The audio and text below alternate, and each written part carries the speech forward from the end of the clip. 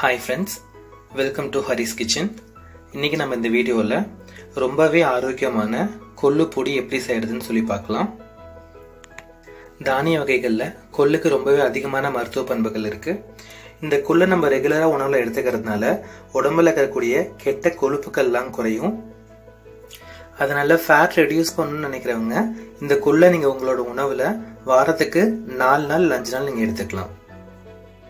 ஜலதோஷம் இருக்கிறவங்களும் இந்த கொள்ளை நீங்க சூப்பாவோ இல்ல ரசமாவோ எடுத்துக்கிறது மூலியமா உங்களுக்கு ஜலதோஷம் சீக்கிரமா குறைஞ்சிடும். அது மட்டும் இல்லாம இந்த கொள்ளை வேக வச்ச தண்ணி நம்ம குடிக்கிறதுனால நாள்பட இருக்கக்கூடிய காய்ச்சலும் குறைஞ்சிட்டு வந்துடும். நம்ம சித்த மருத்துவத்துல இந்த கொள்ளை சிறுநீரகத்துல இருக்கக்கூடிய கல்லை கரைக்கிறதுக்கு மருந்தாவும் பயன்படுத்துறாங்க. அதே போல மூல நோய்க்கும் மருந்தா பயன்படுத்துறாங்க. சரி, இப்போ இந்த கொள்ளு பொடி செய்யறதுக்கு தேவையான பொருட்கள் என்னென்னு சொல்லி பார்க்கலாம். இப்போ நான் கொள்ளு 1 கப் எடுத்திருக்கேன். அதே போல எந்த கப்ல நம்ம கொள்ளு எடுத்திருக்கோமோ அதுல 1/4 கப் அளவுக்கு உளுந்து எடுத்திருக்கேன். மிளகு 1 ஸ்பூன் எடுத்திருக்கேன். பெருங்காயத்தூள் 1/2 ஸ்பூன் எடுத்திருக்கேன். ஜீரகம் 2 ஸ்பூன் எடுத்திருக்கேன். வெந்தயம் 1 ஸ்பூன் எடுத்திருக்கேன். ஒரு 10 போல வரமிளகாய் எடுத்திருக்கேன். இந்த வரமிளகாய் ஒரு சின்ன சைஸ் வரமிளகாய், இது ரொம்பவே காரமா இருக்கும். உங்ககிட்ட இருக்கக்கூடிய வரமிளகாயினுடைய காரத்தன்மைக்கு ஏற்ப நீங்க எடுத்துக்கலாம். 3 கொத்து கருவேப்பிலை தலை எடுத்திருக்கேன். 10 போல பூண்டை எடுத்து நம்ம தட்டி வச்சிருக்கேன்.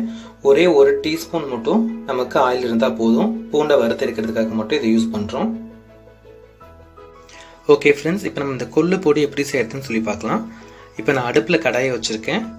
இதில் நம்ம எடுத்து வச்சுருக்கக்கூடிய கொள்ளை சேர்த்து வறுத்துக்க போகிறோம். ஸ்லோ ஃப்ளேமில் ஒரு 5லேருந்து 7 நிமிஷத்தை வறுக்கணும். ஸ்லோ ஃப்ளேமில் வறுத்தாதான் இந்த கொள்ளு நமக்கு கரிஞ்சு போகாமல் இருக்கும். ஸோ இது நான் ஒரு 5 to 7 மினிட்ஸ் நான் வறுக்கிறேன். இப்போ இந்த கொள்ளு நான் ஒரு 7 நிமிஷம் நல்லா ஸ்லோ ஃப்ளேமில் வறுத்துருக்கேன்.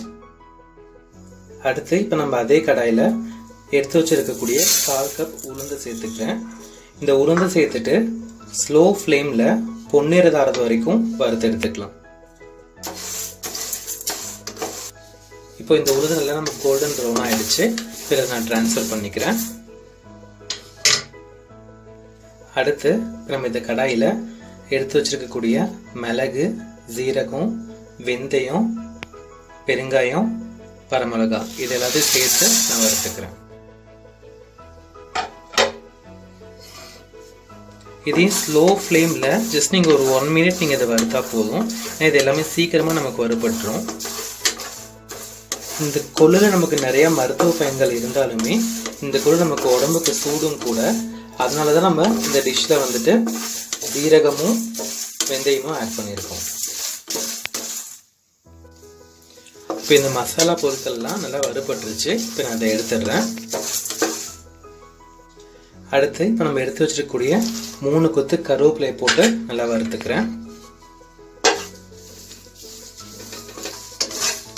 இப்போ இந்த கருவேப்பிலை நல்லா வறுபட்டுருச்சு. இதை எடுத்துடுறேன். அடுத்து இப்போ நம்ம பூண்டை வறுக்க போகிறோம். ஸோ இந்த பூண்டு வறுக்கிறதுக்கு மட்டும் நான் ஜஸ்ட் ஒரே ஸ்பூன் மட்டும் ஆயில் சேர்த்துக்கிறேன். ஏன்னா இந்த பவுடர் நமக்கு ட்ரையா இருக்கும். ஸோ நம்ம பூண்டுல ஈரத்தன்மை இருக்கிறதுனால அதை எடுக்கிறதுக்காக தான் நம்ம ஆயில் ஆட் பண்றோம்.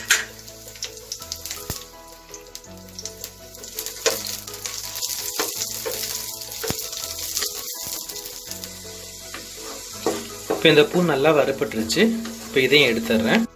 இப்போ நம்ம வறுத்து வச்ச பொருள் எல்லாமே நல்லா ஆறிடுச்சு. இப்போ இதை மிக்ஸி ஜாரில் ட்ரான்ஸ்ஃபர் பண்ணிக்கலாம். இதை நம்ம மிக்ஸி ஜாரில் ட்ரான்ஸ்ஃபர் பண்ணிட்டோம். இப்போ இந்த டிஷ்ஷுக்கு தேவையான உப்பு சேர்த்துக்கோங்க. நான் ஒரு 2 டேபிள் ஸ்பூன் கல் உப்பு சேர்த்துருக்கேன். இப்போ இது எல்லாத்தையும் ஒன்றா சேர்த்து நல்லா பவுடராக அரைச்சி எடுத்துக்க போகிறோம்.